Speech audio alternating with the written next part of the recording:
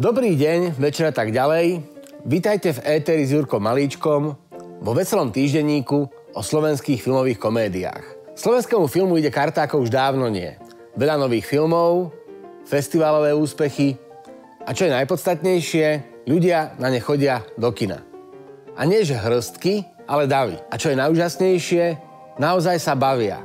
Nie tvorcom navzdory, ale v súlade s režisérskym zámerom. Presne ako ja na Cuky Luky filme. In the very heart of Europe, not so far from Austria, there are two creatures you wouldn't believe they exist.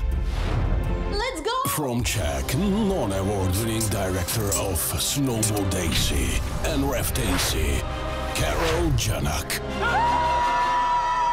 Áno, trailer naďalej zostáva veľmi odrazujúci. Ale ja som to riskol, šiel som a veru, prihodilo sa mi také, čo som neočakával. Normálne som sa bavil. Smial som sa nahlas.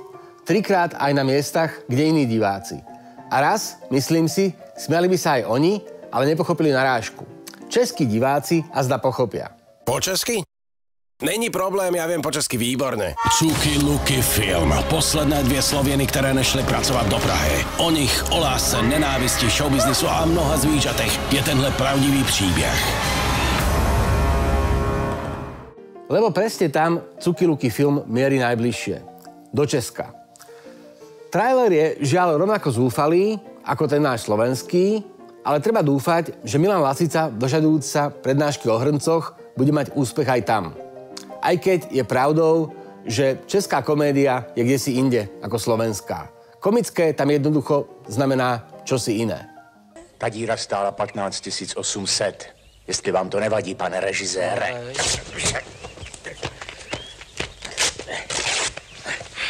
Šéf, uklidníme se, převlékneme se.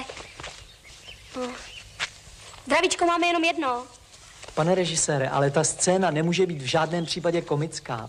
Áno, v skutku. Česi sú kdesi inde, čo si budeme navrávať, ale na druhej strane Cuky Luky film je slovenská komédia. Po Všetko alebo nič dokonca druhá slovenská komédia tento rok a druhá fungujúca. Čo znamená, že slovenská filmová komédia naozaj jestvuje. A nie je to len taký pamätnícky mýtus pre ľudí, čo si pamätajú Biscuit de Boucher.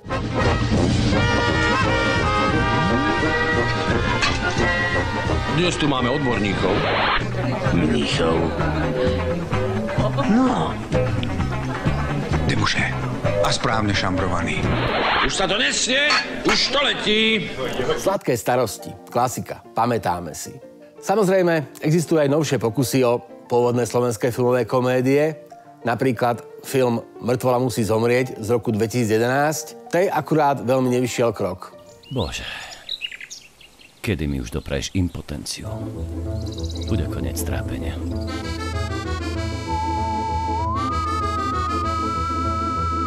Okay, kill me! Yes, I will kill you! No!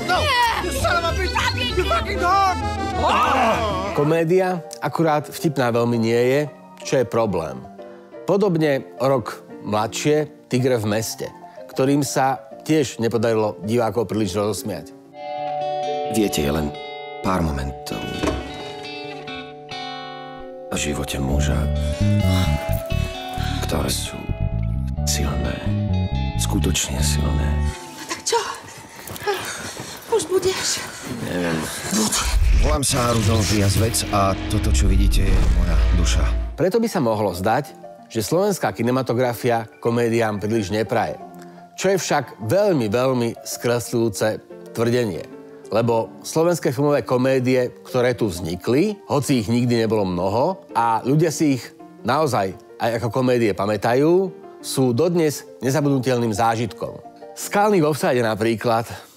Súdružka drahá, potrebujeme aspoň 3 kúsky. Alebo Šťastie príde v nedeľu. Neverím na smolu piatočnú. V piatok mám náladu sviatočnú. Komédiu nakrútil aj gigant slovenskej kinematografie a jeden z jej otcov zakladateľov, režisér Paľo Bielik.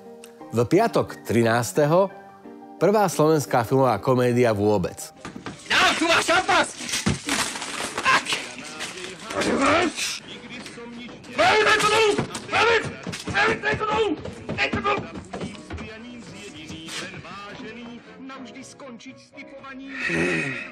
Čest práci, súdu staršina.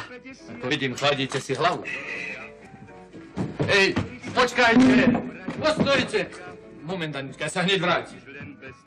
Rehotať sa na nej síce už príliš nedá, a nikdy sa nedalo, ale taký ten úsmev z tváre človeku nezmizne prakticky po celý čas. A nie len kvôli retroatmosfére, ale predovšetkým preto, že slovenské filmové komédie sú také dada, vtipné dovnútra, takým tým láskavým spôsobom, pri ktorom si človek rehotu príliš neužije.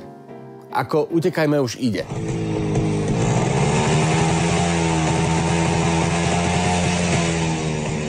A čo vám zmizlo? Ako by som vám to povedal, pán kapitán? Nič. Ale minule bola vo vani napustená voda a plávala tam táto kačička. Kačička. A zdá sa mi, že sa mi strácajú vajcia. Scéne vo výťahu sa len tak hocičo nevyrovná.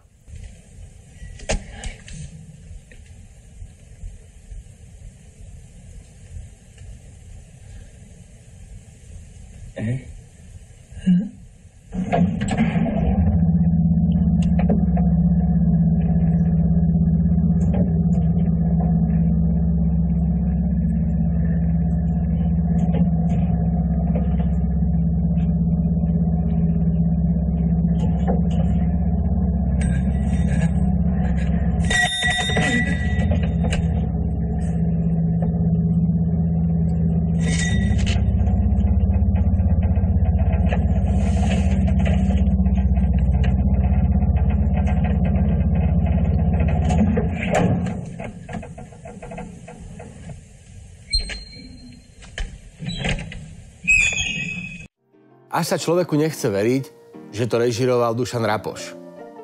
Akurát má to taký divný koniec, čo znova môže platiť o slovenských filmových komédiách všeobecne. Divné konce, ako v Pachovi.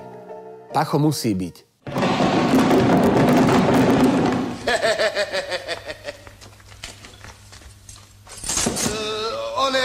Vážený kapitán Zbojnícky, Pacho náš vzácny.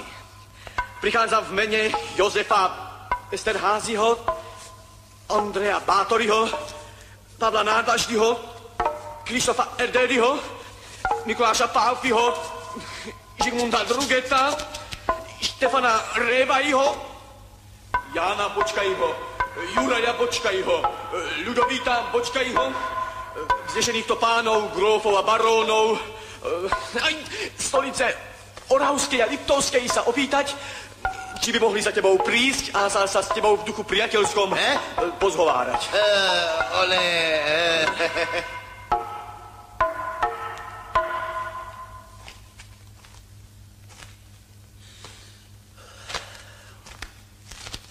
Nech prídu. Aj so ženami a dcérami. Aj so ženami a dcérami? Ale bez pandúrov! Lebo bude kuca paca. Kuca paca. Bez pandúrov. Dohánu niet. Smutné, zrozumiem, dohánu nie to. Bude dohánu. No choďme, nebožom. Jozef Króner a Martin Huba v jednej sekvencii. Čistá radosť. A samozrejme, Lasica Satinský v úlohe scenáristov. Akurát teda inkognito, mali od režimu zákaz. A to by aj o slovenskej filmovej komédii bolo skoro všetko. Málo jej, ale vďaka aj za tú trochu. Dovidenia o týždeň. Nekváka.